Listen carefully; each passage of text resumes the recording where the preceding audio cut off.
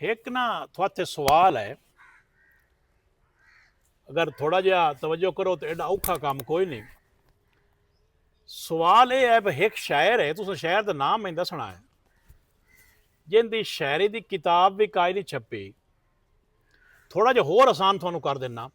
शायर दौड़े दा है, शायरी की किताब भी काई नहीं छपी ते मार के दौड़े सारे भी इकट्ठे करो ना ते 1.5 तो पौने 200 हुण तक दौड़ा लिखिया है। जी हाँ। ਤੇ ਜਿਹੜਾ ਮੁਸ਼ਾਇਰਾ ਹੁੰਦਾ ਹੈ ਨਾ ਸਾਡੇ ਜੰਗਲੀ ਵਸੇ ਵਿੱਚ ਖਸੂਸਨ, ਬਲਕਿ ਹੁਣ ਤਾਂ ਅਗੇਰੜੇ ਵੀ, ਉਸ ਮੁਸ਼ਾਇਰੇ ਦੀ ਕਾਮਯਾਬੀ ਦੀ ਜਿਹੜੀ ਕੁੰਜੀ ਹੈ ਉਹ ਉਸ ਸ਼ਾਇਰ ਨੂੰ ਸਮਝਿਆ ਜਾਂਦਾ ਹੈ।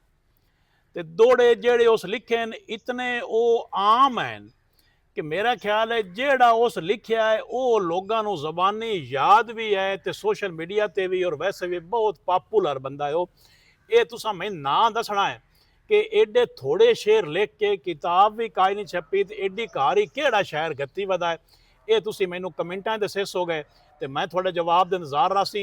जेड़े दोस्त का जवाब ठीक होया उन्होंने रिप्लाई भी कर सकते, हो सकता है उस ते असी होर वीडियो भी बनावीए। सारे सजना दा भला होवे।